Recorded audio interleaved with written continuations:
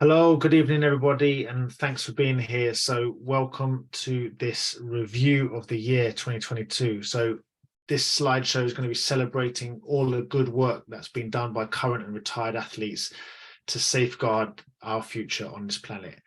We can't claim to have noticed everything, and we're sorry if you think we've missed anything. So please shout up if you get the chance and let us know if there's anything that you think we need to have seen. You'll get your chance to share your opinion on what you found particularly powerful and inspiring or thought-provoking as the evening progresses, and add anything that you think we've missed. Again, you'll have those chances. So without further ado, we'll crack on. We choose to look through the lens of our Champions for Earth values when we're looking at the things we're about to see. These Champions for Earth values feel very, very strong and pertinent here. Solidarity, bravery, integrity, and commitment. Solidarity is about standing with others who are using their voice, who may not necessarily agree with everything they're saying or the way that they're saying it or the methods that they use. But if they're on our team, then it's worth making sure we can try to stand with them. Bravery, as ever, something many athletes are used to, confronting your fears. We are in a time of history where we have to, we're called perhaps to confront our fears and stand up and try to be counted. Integrity, another key thing, in the things that we're doing these days, trying to act as closely as you can to the truth as you understand it. This is a challenge, and we know this. And commitment. Every athlete knows nothing is achieved without a dedication and commitment to the task. But we're also, thinking about how things we've seen have been innovative or perhaps changed the game or unexpectedly came out of left field a little bit. We're very interested in the sort of things that have changed the game, adjusted what people think and the way people see athletes. Also, it's very important to recognize that you don't have to be like a mega person to have 100,000 followers on Instagram or whatever to have an influence. So this is about using the platform that you have to maximum effect. So really trying to make sure that we recognize people who are using the platform that they have, whatever size that is, to the most influential effect that they can have. And please do remember that in a few weeks' time, we will be awarding the title of the 2022 Champion for Earth, and the Champions for Earth crew will use these criteria that I've just described when working on the shortlist, and will be influenced by what we hear this evening too.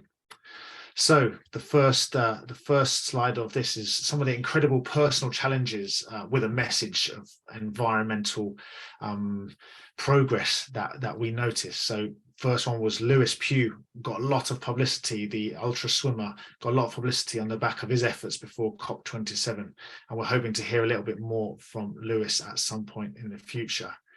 Also, Paul Matten, I was totally blown away with this when I heard about his triathlon. He had a 50-kilogram log representing deforestation, and he swam 1.5 kilometers in a lake, open water swim, towing this thing, 40 kilometers with this log on his back, and then a 10K run. And I was totally blown away. And he really had a strong message. And he said, this represents global deforestation, and I've collected tree seeds in order to plant more trees for generations to come. This was very, very strong. And we also saw Nicola van den Elsken, and his task that he said himself was 100 marathons in 100 days, and he's actually currently doing that as we speak, or in the days that we're here. And his whole ethos was to raise awareness of the carbon footprint left by major sporting events. And he was saying, all these big organizations should think first of respecting the integrity of nature before thinking about the business of sport and before thinking about money. So a really clear and very intense message from what he's been up to. And then we've also seen the power of sports, that amazing theatre that sports provides has noticeably been used as a backdrop for activism and to send messages and to communicate with vast audiences that are sometimes in watching these things. So we saw Lewis McKechnie famously or infamously zip tying himself to a goalpost at an Everton match. We saw a French, young French woman, a young activist, zip tied herself to a tennis net, protesting for climate action as part of the Last Generation group. And she had on a T-shirt, "We have 1,028 days left," referring to Sir David King's suggestion, assertion, in fact, that we have the next 2 to 3 years that will determine the fate of humanity. Worth me saying, just going back as well, that Lewis McKechnie was standing for Just Stop Oil and raising awareness of the Just Stop Oil campaign. And also Lewis McKechnie in prison too, still at this point, for an action at the Formula One Grand Prix at Silverstone in Great Britain. We've also seen banner drops happening at Lords and at different football matches. So very much seen now, and this is somewhat controversial, seeing sports used as a place to reach people, and reach perhaps people who would not normally see these sorts of messages. I've also notably seen sports personalities speaking out very clearly in support of what often are seen as controversial protests. Gary Lineker and Lewis Hamilton tweeting their support for Just Stop Oil protests on the football pitches in Formula One that I mentioned just a moment ago. Martina Navaratalova tweeting support for NASA climate scientist Peter Kalmus, who was arrested taking direct action with Scientist Rebellion. And I personally feel great respect for these people, because, yeah, people might say it's just a tweet or two, but actually it's potentially reaching a very large audience, and they potentially have a large amount of blowback, but also, a huge amount of support to be gained. So, yeah, I have a huge respect, even though it's just, ostensibly just a little tweet.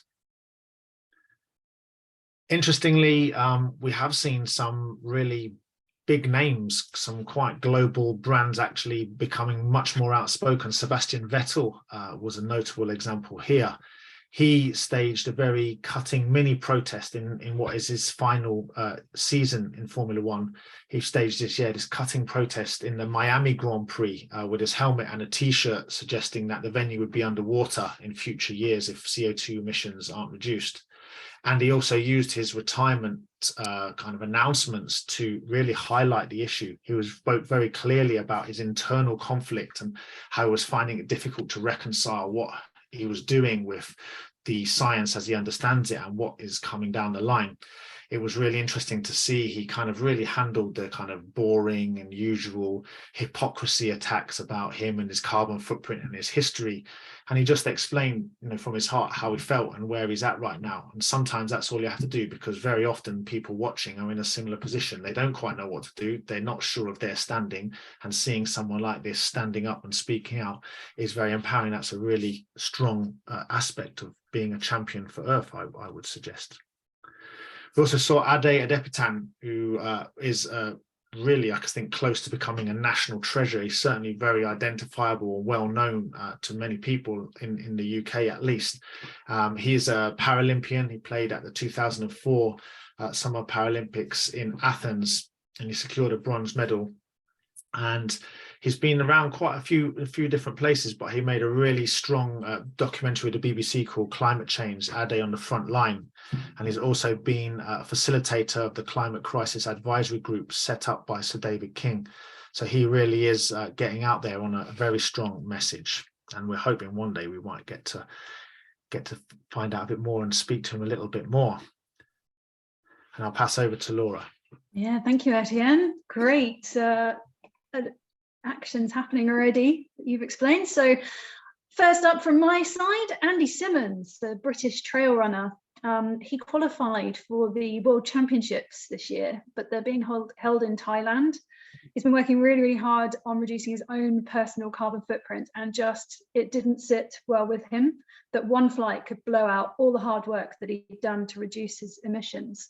So he made a very bold decision and statement that he wasn't going to attend this World Championship because he didn't want to fly there, and he's going to wait until next year when the Worlds are back in Europe. An act that we all felt was very principled and well explained by Andy. Damian Hall, another runner, co-founded the Green Runners, which is an organization that's encouraging runners to make sustainable choices in how they eat, how they kit up, they travel, and encourages all to speak out. He's also the author of this book, We Can't Run Away From This, which examines how runners can live and exercise more sustainably. Inez Fitzgerald, we met at the last Champions for Earth meeting, an English schools track and field champion. She also, like Andy, won a place to compete internationally, but declined it because of the long haul flight. She's aiming to travel sustainably to all her competitions as far as possible, and is looking for sponsorship, eco-ethical sponsorship. Everything she does, she wants to fit within what she believes. But this is unfortunately more expensive at this point in time. And so really sponsorship is going to be helpful. If anyone knows anyone that can help, that would be super. Damian Bal he's founded the first vegan rugby group called the Green Gazelles, trying to normalize veganism. They got onto a Channel 4 show with Kerry Goodman cooking for them. All their clothing is sustainably sourced. They promote earth-friendly behaviours on and off the pitch, and they're fundraising to plant 1,000 trees. Clare Halsted is a regular with Champions for Earth this year. She's a British fencing Olympian and is on the board of British Fencing, pushing the sustainability agenda there. She's also a member of Doctors for Extinction Rebellion, and she's been tweeting this year about the banner drops at the Lords and tweeting about 0 hours ambition gap report. Sarah Gibbs, I met at the Green Party conference up in Harrogate. She's a former British Muay Thai champion and has been championing the campaign to save her local woodlands, tirelessly organising marches and petitions, writing press releases, engaging in her local community in schools. And she even dresses up as a tree to really kind of gain attention and attract people's focus so that she can communicate the stories that need to be shared, that the community really need to club together against this proposal of Danone Water, who want to cut down the woods to expand their water bottling plant, of all things. Isabella Berthold, another female championing in the sustainability arenas. I used to race against her. She's a Canadian sailor and a very keen cyclist. She's a Canadian Sail GP sailor, the team sustainability advisor, and that team is actually leading the Impact Leader Board. So as well as having an overall leaderboard for races, they have a leaderboard for which team is the most sustainable. She's been investing in and working in areas of transitioning to net zero, of the circular economy, specific focus area of cycling clothing, and linked all her different projects together when she cycled from one Sail GP event to another, raising awareness of the beautiful coastlines, of the climate change and the impacts in the different regions that she travelled, and it gained a lot of media attention. All right, back to Etienne. All right, so yeah, we've had an awful lot of really cool people kind of coming to our view and coming along to Champions for Earth sessions, and we're really welcoming all current and former athletes who are stepping up in this area. And one of those people is Kate Strong. She came along earlier on in the year to one of our Inspire and Be Inspired sessions. She's doing a thing called Challenge 3000 next year, which is 3 months cycling on a bamboo bike around the UK coasts to highlight the risk of flooding and sea level rise. She's stopping at 30 locations around the country, visiting different projects around sustainability, hosting climate talks, and engaging in the local communities and councils and companies in workshops to try to mitigate climate change. It was also really cool to actually meet Kate in person. We all went to VegFest, Laura, myself, and Dan Tipney, who are another member of Champions for Earth. And we were on a panel talking about veganism and athletes and athlete activism. So that was really cool. Also, we're very, very lucky earlier in the year to have Hugo Tagholm, who is a surfer and former CEO now, has moved on, of Surfers Against Sewage. He was sharing a bit about the work that they do and the projects they've pursued in the battle to end the use of single-use plastics, to clean up and protect the oceans and prevent ocean pollution from sewage and all those things. So it's really inspiring and yeah, quite a big name as well. We also, as I mentioned previously, always happy to see Dan Tipney here. He's a former Team GB rower, and very tellingly, very powerfully, he gave up his dream job, which was to be a pilot, after learning about the environmental impact of this industry. He has attended different marches and protest actions. He was at one on the 1st of March around the Just Stop Oil Coalition. He attended an Extinction Rebellion festival and spoke on the live stream to the people watching online. And as I said earlier, he spoke on the panel at the Veg Fest about athlete activism, which was really cool to share that platform with him. Also, earlier on in the year, we heard from Jacqui Lachmann, a fellow canoe slalom athlete, an Australian silver medalist. Always appreciating her popping into our sessions, even though she's on the other side of the world, at the other side of the clock, very early in the morning. Credit to her. But she shared a lot about how she's made changes in her life and personal journey to sustainable living.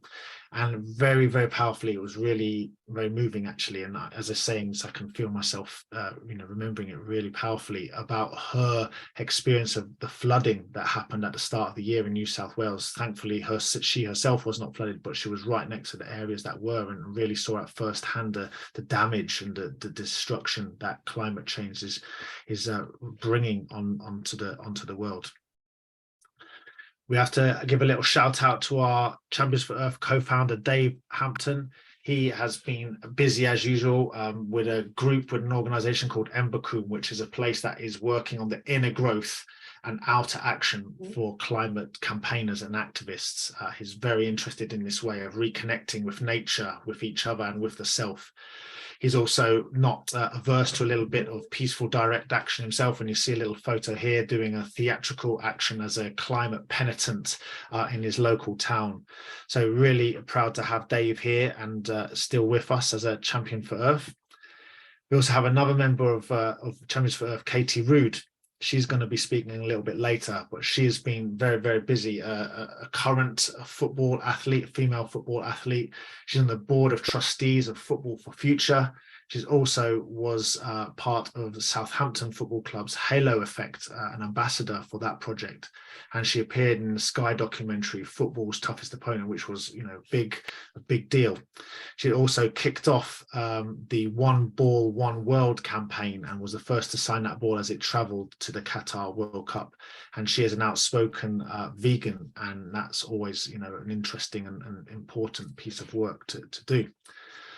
There's also this guy somehow included in the slideshow. And yes, myself, I have managed to continue being hopefully outspoken, useful and important member of Extinction Rebellion. All the people involved in that are important, but I've got this particular platform, and earlier on in the year I used it in a peaceful direct action blocking an oil tanker in central London to highlight Extinction Rebellion's demand of no fossil fuels, no new fossil fuel projects, which in fact the government has broken already, very, very tellingly.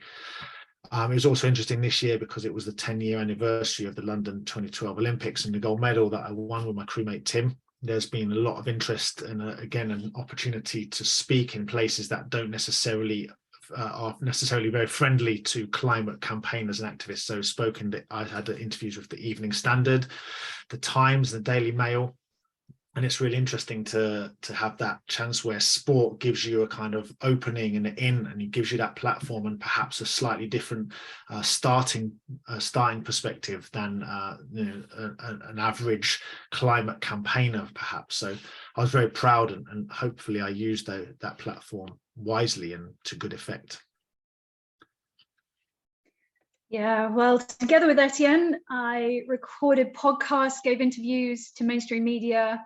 After the oil tanker action that I also took part in with Etienne, we featured in a CNN video. We presented on the Extinction Rebellion live stream, spoke at the Resurgence Festival and planted 500 trees on Portland. I shared my community eco projects with Champions for Earth earlier in the year in the Inspire and Be Inspired series. and led on some Green Party England and Wales campaigns. I was invited to represent on the Global Greens Climate Emergency Working Group, through which I got to speak alongside leaders of the Canadian and Argentinian Green parties in the Power of Change storytelling webinar for COP27. I was also invited to be the keynote speaker at the BASIS, which is British Association for Sustainability in Sport conference in May this year. Melissa Wilson, British rower, instrumental in driving Champions for Earth forward in 2020-2021. She's a co-founder of Athletes of the World, which is educating athletes, sporting bodies, and the sporting media. She co-hosts on a podcast, Emergency on Planet Sport, is a speaker at the Sport Positive conference this year, and instrumental in calling in FIFA to account on the net zero claims of the Qatar World Cup. Also involved in calling FIFA in was David Wheeler, who is a Wigan Wanderers footballer. He was interviewed on the TV about the greenwashing of the World Cup. Within interviews, he's preemptively declared that should his team ever be sponsored by a petrochemical company, he would refuse to wear their brand on his clothing. He regularly speaks to his teammates about environmental issues and sustainable choices. He's constantly suggesting ways the club can be more environmentally friendly and making all the personal eco-swaps that he can. He's also a Planet League and Football for Future ambassador. So the FIFA World Cup, this one quote really does just sum it up so powerfully. That was about the Qatar World Cup looks like it will be the single highest carbon event of any kind, apart from a war, that humans have ever staged. That quote by Mike Berners-Lee just really sums it up, doesn't it? And there's them trying to say they're a net zero event. Other athletes refusing to be complicit in greenwash were the Australian netball team that united against netball's sponsorship with the mining giant company Hancock Prospecting because of their racist history towards Indigenous communities. So after losing the 15 million sponsorship deal, thankfully, the state of Victoria stepped in and match funded the team for the next 4 years. So that had a very happy ending. The Financial Times publishing an article prompted by this, titled, "Sponsors Beware, Athletes Have Found Their Voice." Pat Cummings, also an Australian cricketer, refusing to wear the logo of an energy company until the end of this season. So the BBC this year added a Green Sports Award to their awards categories, and this year's winners, the Evergreen Athlete 2022 was Leilani Münter, who is a race car driver who really brought the environmental conversation to petrol heads. She used her car as a billboard, having watched The Inconvenient Truth. That really spurred her to really want to get involved in helping as much as she can. She's adopted 15,000 acres of rainforest and made all the personal eco-swaps, made that very publicly aware to try and encourage others to follow suit. So she's vegan, she's got solar panels, drives an EV. The Young Athlete of the Year Award 2022, Morten Thorsby, he plays for the Union of Berlin and Norway. He's consistently engaging his fellow footballers in conversations about environmental issues and climate action.